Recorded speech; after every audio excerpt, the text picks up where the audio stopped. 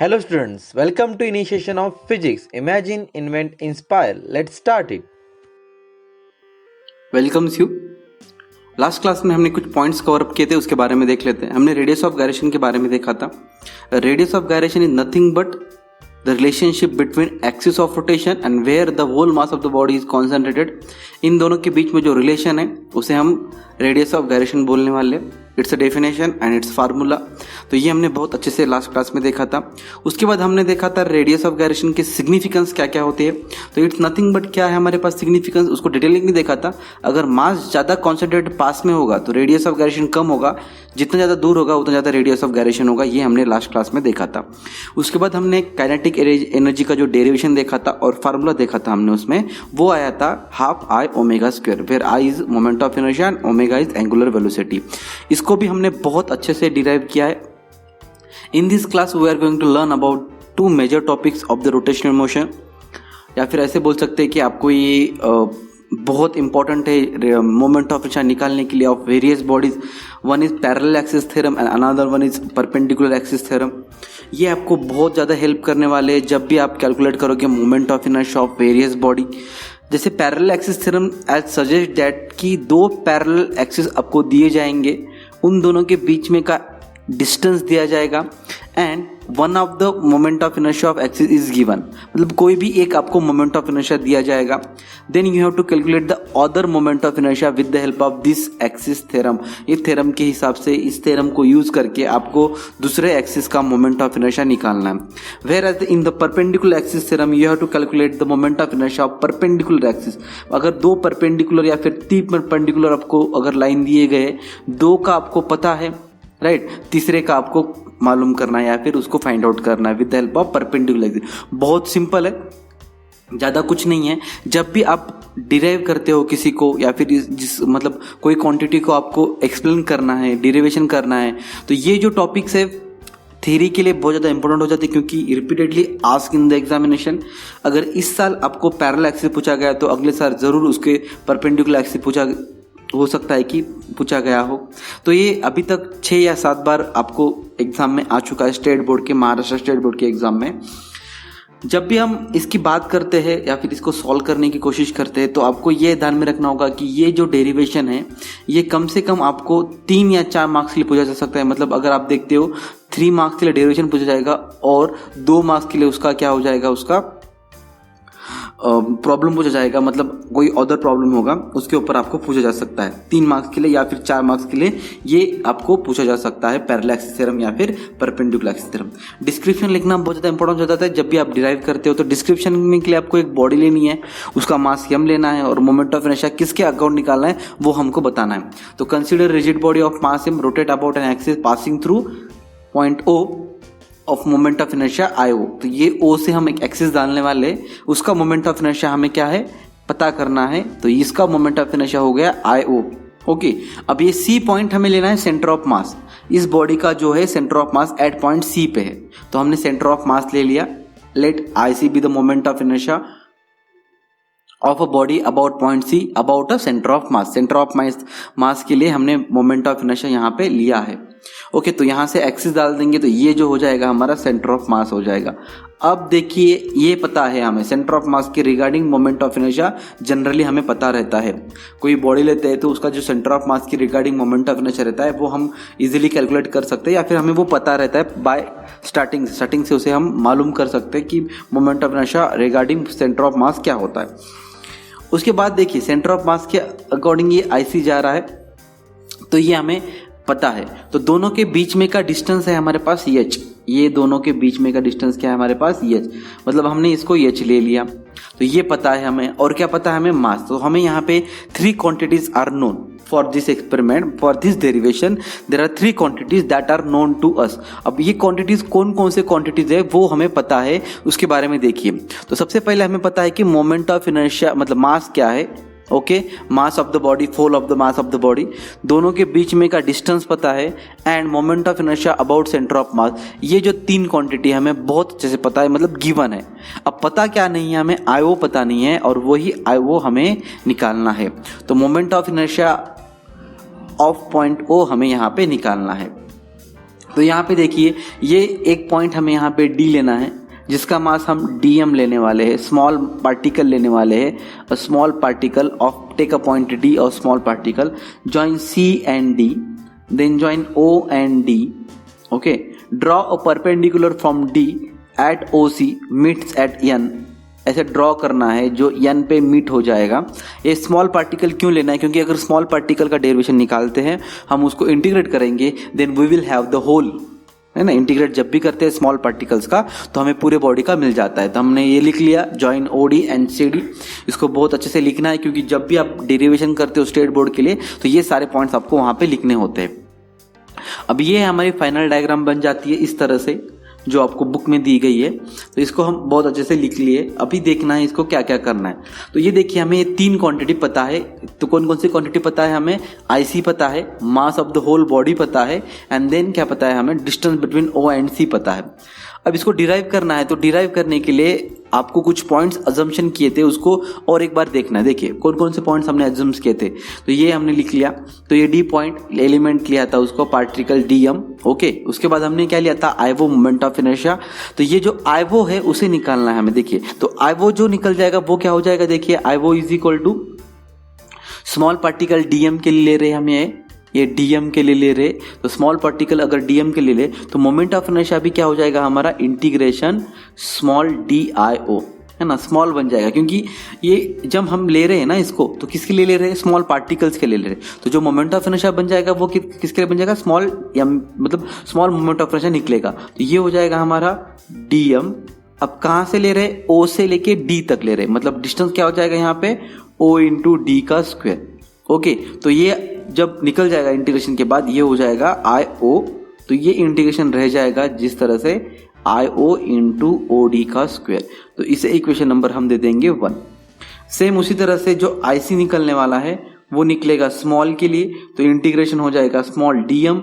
अब डिस्टेंस क्या है यहाँ पे? सी से लेके डी तक।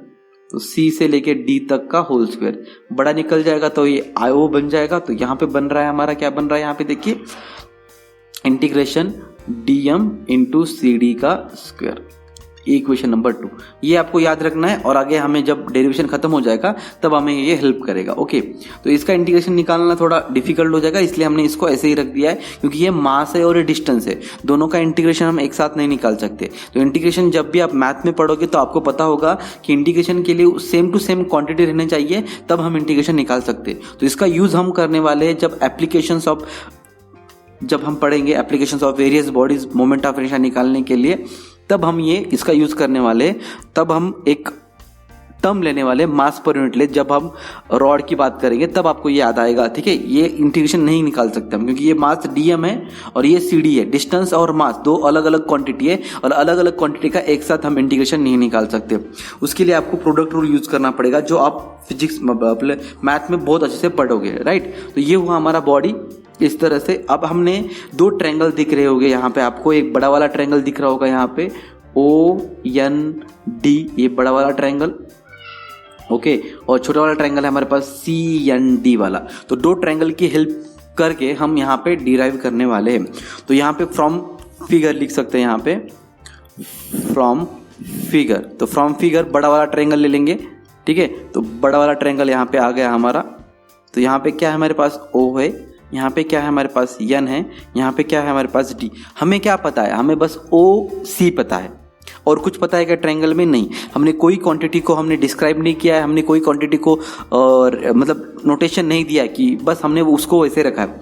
तो यहाँ पे परपेंडिकुलर आ रहा है, तो परपेंडिकुलर आने की वजह से हम पाइथागोरस थ्योरम बहुत अच्छे से लगा सकते हैं। तो पाइथागोरस थ्योरम अगर हम लगाते हैं यहाँ पे, तो क्या हो जाएगा? पाइथागोरस थ्योरम लगाने के बाद जो पाइथागोरस थ्योरम क्या है? Hypotenuse square, right. Pythagoras theorem, तो पाइथागोरस थ्योरम क्या है? हाइपोटेनियस का स्क्वायर। तो OD square is equal to क्या हो जाएगा यहाँ पे? ओ एन का स्क्वायर प्लस क्या हो जाएगा यहाँ पे? एन डी का स्क्वायर। तो ये हमारे पास इक्वेशन आ गया फ्रॉम फर्स्ट ट्रायंगल। लेकिन ये याद देखिए, तो यहाँ पे ओ एन क्या है? यहाँ पे दोनों का समेशन है, ओ सी का समेशन है और सी एन का समेशन है। तो इसका मतलब क्या हुआ कि हम ओ एन की जगह क्या रख सकते हैं? ओ एन की जगह हम ओ सी प्लस सी एन रख सकते हैं। तो यही हमें यहाँ पे रखना है। तो यहाँ पे रख देंगे हम ओ एन की जगह। तो ओ एन इक्वल टू क्या हो गया हमारे पास?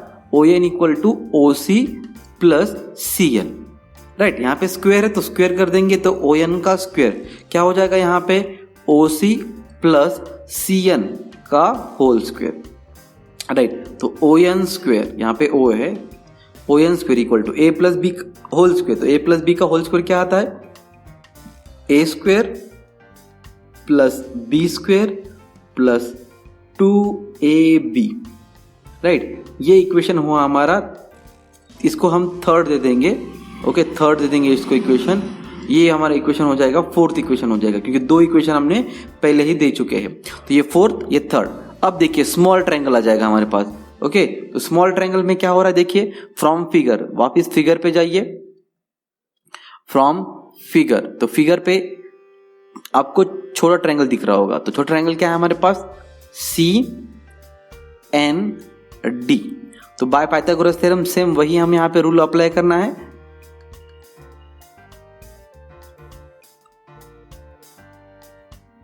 पाइथागोरस थ्योरम क्या हो जाएगा यहाँ पे, C D square is equal to क्या हो जाएगा, सी एन स्क्वेयर प्लस क्या हो जाएगा, एन डी स्क्वेयर। इसको इक्वेशन नंबर दे देंगे हम 5।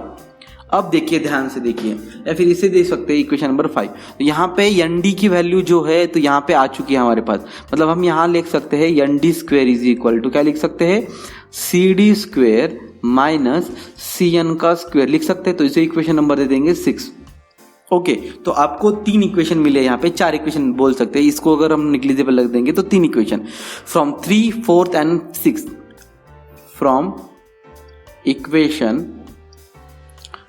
3, 4 एंड 6, 5th वाला नहीं लेंगे। तो देखिए ओडी को, तो ओडी की वैल्यू कुछ रखनी नहीं है हमें, तो ओडी को ओडी रख देंगे, OD square is equal to O N की जगह 4th इक्वेशन, तो ओ एन की जगह क्या आ जाएगा, O C square plus C N square plus 2oc into C N, okay, plus अब एन डी की जगह क्या आ जाएगा, ये एन डी की जगह क्या आ जाएगा, तो ये आ जाएगा C D square minus C N square. मैंने एक ही में आपको इक्वेशन में, आपको इसको करना है तो आप अलग अलग तरीके से भी कर सकते हैं, वो आपकी मर्जी हो जाएगी, है ना। इसको अलग अलग कर सकते हैं, पहले ये इक्वेशन फिर बाद में वो इक्वेशन रख के आप इसको सॉल्व कर सकते हैं।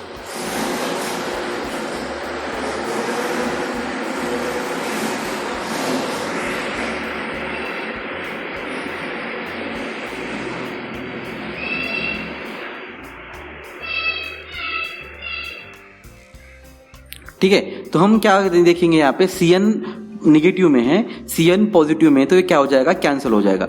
बचेगा हमारे पास क्या, O D square equal to O C square plus 2 dot O C dot C N, मतलब multiplication plus C D square. हमारे पास यही रिमेनिंग है अभी, ओके। ये इसको इक्वेशन नंबर दे देंगे हम 7। अब फ्रॉम इक्वेशन 7 इक्वेशन को हमें मल्टीप्लाई करना है, किससे मल्टीप्लाई करना है, डीएम से मल्टीप्लाई करना है और इंटीग्रेशन लेना है। अब देखिए 7th इक्वेशन क्या है, OD square plus OC square, sorry OD square equal to OC square plus 2oc C N into C D square, okay. तो इससे हमें क्या करना है, डीएम से मल्टीप्लाई करना है और इंटीग्रेट लेना है। तो हमारे पास जो 7th इक्वेशन है, from equation multiply equation 7 by DM, DM से अगर इसे मल्टीप्लाई कर देते हो तो क्या हो जाता है, तो यहाँ पे क्या है हमारे पास, OD square into DM is equal to क्या हो जाएगा, यहाँ पे देखिए OC square into DM plus 2 dot OC dot C N, okay, into क्या हो जाएगा, DM plus C D square into क्या हो जाएगा, DM, taking integration on both side, है ना, taking integration on both side, दोनों साइड को हम इंटीग्रेशन लेने वाले हैं। तो इंटीग्रेशन लेने के बाद क्या हो जाएगा, यहाँ पे देखिए O D square into DM is equal to क्या हो जाएगा, यहाँ पे O C square into DM plus यहाँ पे क्या हो जाएगा, देखिए 2oc into C N into DM plus क्या हो जाएगा, यहाँ पे C D square into DM. बहुत सिंपल तरीके से, ठीक है। अब अगर आप थोड़ा सा पीछे जाते हो और थोड़ा सा सोचते हो इसके बारे में, तो हमने यहाँ पे ओडी स्क्वायर को डिफाइन किया था आईओ को, है ना, आईओ को डिफाइन किया था ओ से डी तक, ओ से डी तक जो है, ओ से डी तक आईओ को डिफाइन किया था, सी से डी तक आईसी को डिफाइन किया था। मतलब ये जो टर्म होगी from equation 1 and 2, from equation 1 and equation 2, from equation 1, तो क्या है equation 1, OD square into DM is equal to IO है हमारे पास, और सेकंड है हमारे पास C D square into DM is equal to क्या है हमारे पास, आईसी है। तो ये दो वैल्यू यहाँ पे पुट कर देंगे हम, तो यहाँ पे बन जाएगा IO is equal to OC, कितना है ओसी, तो एच है हमारे पास, तो ये क्या हो जाएगा H square into DM plus, अब ये क्वांटिटी हो जाएगी जीरो। अब क्यों जीरो हो जाएगी, because the moment of inertia about the centre of mass is equal to zero. Centre of mass का जो मोमेंट ऑफ इनर्शिया यहाँ पे आने वाला है वो जीरो हो जाता है, that's why it's become zero. Plus यहाँ पे क्या हो जाएगा आईसी। अब एच स्क्वायर कांस्टेंट है, वो तो चेंज नहीं होने वाला, डिस्टेंस बिटवीन पैरेलल एक्सिस, तो उसे हम बाहर ले सकते हैं, कांस्टेंट टर्म इंटीग्रेशन के बाहर आ जाती है। तो एच स्क्वायर क्या हो जाएगा यहाँ पे डीएम प्लस क्या हो जाएगा यहाँ पे आईसी। ओके, तो ये हो जाएगा I zero is equal to H square, integration of DM क्या हो जाएगा यम, क्योंकि सिंगल क्वांटिटी है तो निकाल सकते हैं, इंटीग्रेशन हम निकाल सकते हैं। तो ये हो जाएगा हमारा I O is equal to I C plus M H square. This is the moment of inertia about axis O, और डिस्टेंस जो है दोनों के बीच में का मालूम है और आईसी भी पता है। तो इस तरह से we can calculate the moment of inertia about axis, about point O passing through the axis point O से जो एक्सिस जा रही है वहां से जो मोमेंट ऑफ इनर्शिया हम निकाल सकते हैं। इसको डिफाइन करना है तो इसको स्टेटमेंट कैसे कर सकते हैं, the moment of inertia about an axis है ना, इज इक्वल टू, जिसे निकालना है हमें, is equal to the moment of inertia about centre of mass and mass of the whole body into square of the distance between parallel axis. तो इसे हम इस तरह से डिफाइन कर सकते हैं। तो ये हमारी डेफिनेशन बन जाती है। ओके, तो ये हमारी डेफिनेशन बन जाती है इस तरह से, it states that the moment of inertia of a body about any axis is equal to the sum of its moment of inertia about parallel axis passing through the center of mass and the product of its mass and the square of perpendicular distance between two parallel axis. और इसका formula इस तरह से हम निकाल सकते हैं। तो डियर स्टूडेंट्स, इसे कैसे यूज करते हैं वो देखिए। अभी हमें पता है एक बॉडी है, कोई भी एक बॉडी है, सेंटर ऑफ मास से जो एक्सिस जा रही है उसका जो मोमेंट ऑफ इनर्शिया है वो 2 kg मीटर स्क्वायर है। अब हमें इसका जो मास है वो 1 kg है। ओके, ये बॉडी का मास कितना है 1 kg है। अबाउट पॉइंट ओ एक एक्सिस जा रहा है, तो उस एक्सिस को हम ले लेते हैं। तो इसका मोमेंट ऑफ इनर्शिया हमें वो निकालना है। दोनों के बीच में का जो डिस्टेंस है वो है 2 मीटर।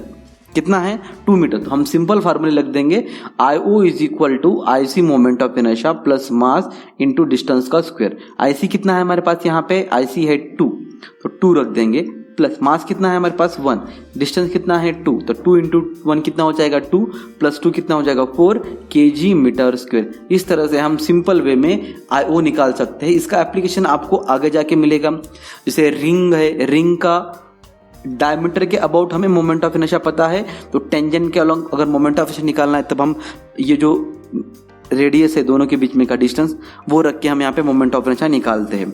ओके, होप सो कि आपको पैरेलल एक्सिस थ्योरम पता चल गई। तो parallel axis theorem it's a simple point, इसमें कोई ज्यादा कोई अभी यहाँ पे नहीं है कि आपको और कुछ यहाँ पे निकल सकता है। तो यही है, आपको क्या क्या करना है, स्टेप्स फर्स्ट याद रखना है। स्टेप फर्स्ट में आपको डिस्क्रिप्शन लिखना है पूरे बॉडी का। ओके, क्या क्या है क्या क्या नहीं है, किस तरह से हमने लिया था। सेकंड स्टेप जो है हमारी, उस सेकंड स्टेप में आपको क्या करना है, ट्रायंगल, 2 ट्रायंगल लेना है, बड़ा वाला ट्रायंगल और छोटा वाला ट्रायंगल लेना है, उनको रिजॉल्व करना है। उसको रिजॉल्व करने के बाद डीएम से मल्टीप्लाई करके इंटीग्रेशन लेना है, और डीएम से मल्टीप्लाई करके इंटीग्रेशन लेके आपको उसको पुट करना है, तो आपका फाइनल आंसर आ जाएगा। In this way we have calculate the parallel axis theorem का डेरिवेशन। सिंपल है। चलो आगे मूव कर लेते हैं। परपेंडिकुलर एक्सिस थ्योरम, अगर कोई भी प्रॉब्लम होता है तो आप कमेंट कीजिएगा, ताकि मैं आपका वो कमेंट पढ़ के आपका वो प्रॉब्लम रिजॉल्व कर सकूं, जितनी जल्दी हो सके उतनी जल्दी। तो परपेंडिकुलर एक्सिस थ्योरम में भी आपको कुछ डिस्क्रिप्शन लिखना होगा।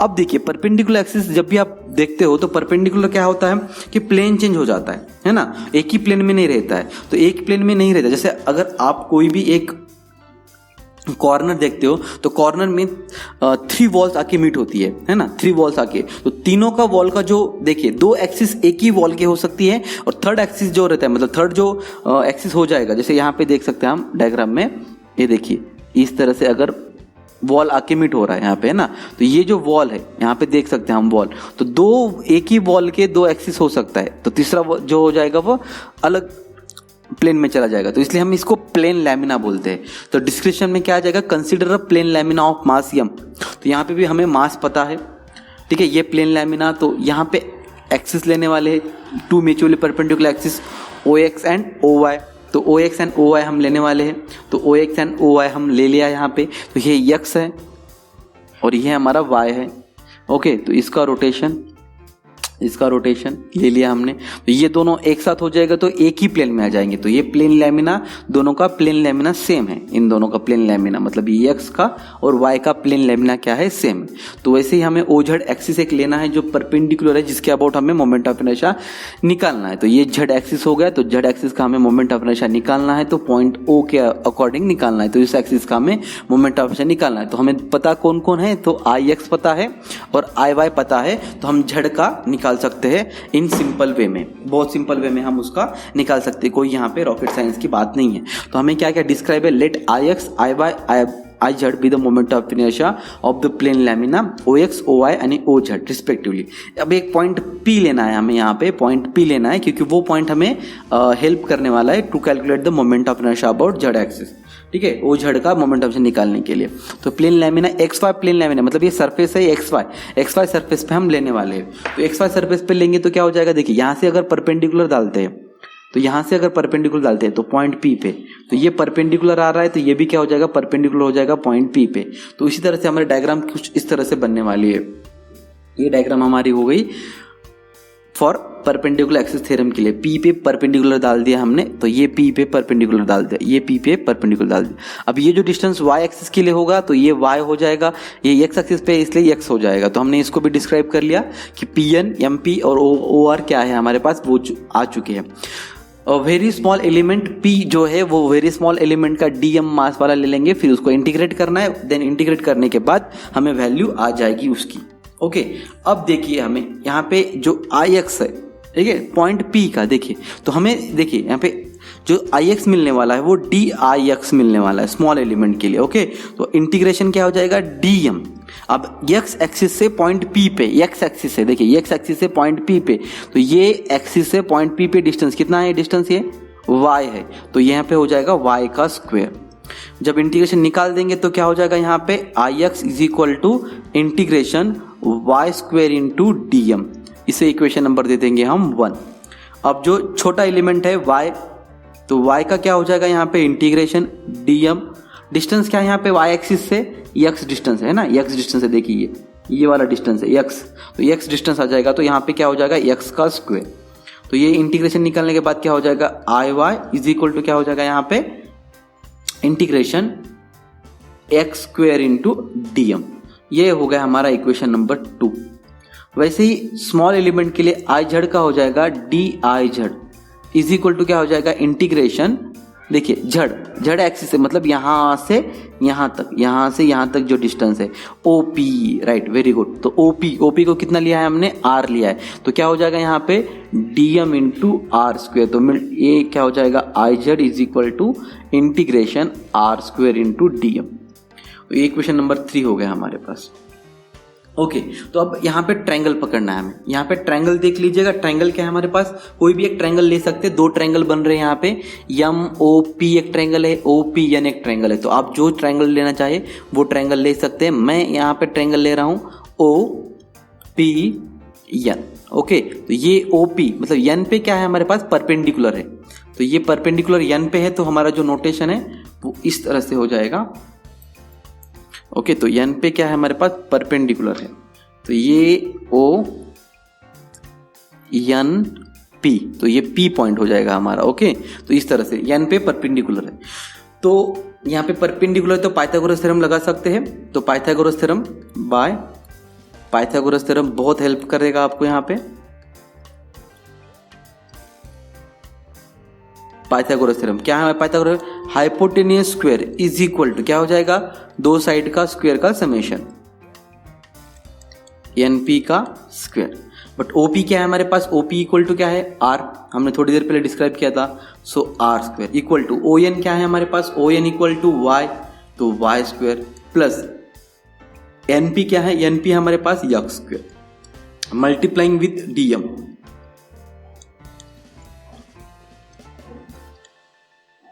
Multiplying with DM, both side को डीएम से मल्टीप्लाई करना है। तो R square into DM is equal to Y square into DM plus X square into DM. Okay चलो, taking integration on both side, taking integration.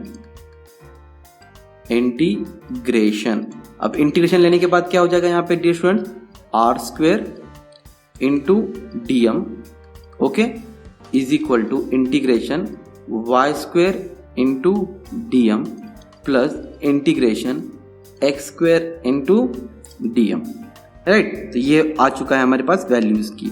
अब देखिए from equation 1 and 2, equation 1 और 2 and 3 से हमें क्या पता चला, इक्वेशन 1 2 3 से तो हमें पता है फ्रॉम इक्वेशन 1 2 3, तो ये जो है हमारे पास वो है आई जेड और ये y है हमारे पास आई एक्स और ये हमारे पास है आई वाई। ओके, तो ये आ गया हमारा परपेंडिकुलर एक्सिस थ्योरम। तो इसका जो सिंपल है, कुछ नहीं किया हमने, देखिए equation 1 2 and 3, equation 1 equation 2 and equation 3, तो equation 1 and equation 2 and equation 3 से हमें क्या पता चला, हम देख सकते हैं यहाँ पे बहुत सिंपल है। ओके, कोई यहाँ पे कुछ अलग बात नहीं है, हमने यही देखा था और उसके बाद हमने इसको डिस्क्राइब किया बहुत अच्छे से, पाइथागोरस थ्योरम लेके उसको हमने डिराइव भी किया है। तो इस तरह से हमारा आ चुका है। तो स्टेटमेंट क्या बन जाएगी हमारी, तो स्टेटमेंट कुछ इस तरह से बन जाएगी, it states that the moment of inertia of a plane about an perpendicular axis to its plane is equal to the summation of moment of inertia of two mutually perpendicular axes concurrent with the perpendicular axis and lying in the same plane of the body, that is this। तो ये perpendicular का अगर हमें दो perpendicular line का अगर पता है तो थर्ड परपेंडिकुलर का हम बहुत अच्छे से निकाल सकते हैं। ये बोलता है हमें परपेंडिकुलर एक्सिस थ्योरम।